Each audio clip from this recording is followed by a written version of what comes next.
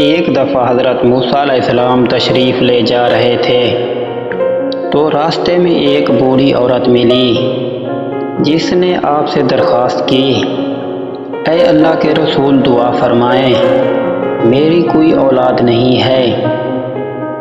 آپ نے اللہ کی بارگاہ میں دعا فرمائی تو جواب آیا، اے موسیٰ، ہم نے اس بڑھیا کے نصیب میں کوئی اولاد نہیں لکھی۔ آپ نے بڑھیا کو یہ بات بتائی اور چل دیے۔ کچھ سال بعد آپ کا وہاں سے گزر ہوا تو دیکھا وہی بڑھیا ایک چھوٹے سے بچے کے ساتھ کھیل رہی تھی۔ آپ اس کے پاس گئے اور پوچھا، یہ بچہ کون ہے؟ تو بڑھیا نے جواب دیا، یہ میرا اپنا بیٹا ہے۔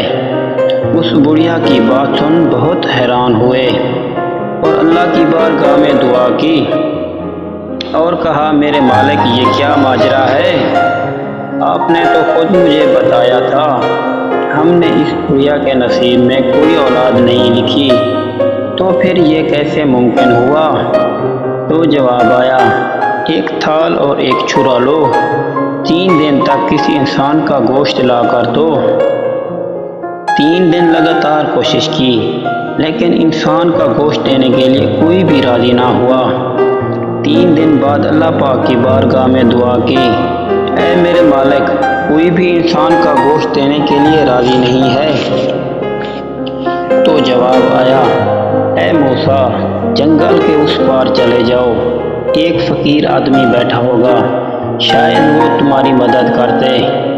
یہ سن کر حضرت موسیٰ علیہ السلام اس فقیر کے پاس گئے اور اللہ کا حکم سنایا تو فقیر نے جواب دیا، میں 100 بار قربان جاؤں، یہ بتاؤ اللہ پاک نے جسم کے کون سے حصے کا گوشت مانگا ہے؟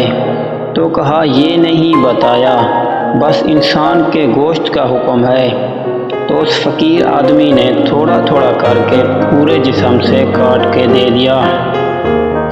آپ نے اللہ پاک کی خدمت میں حاضر ہوئے اور پیش کیا اور اپنا جواب پوچھا تو اللہ پاک نے جواب دیا، اے موسیٰ، جب ہم نے آپ کو انسان کا گوشت لانے کا حکم دیا تو آپ 3 دن تک پھرتے رہے، کسی نے بھی نہیں دیا، لیکن اس فقیر کی اطاعت تو دیکھو، جب وہ میرے لیے اتنا کچھ کر سکتا ہے تو کیا میں خدا اس کی دعا مانگنے پر بڑھیا کو ایک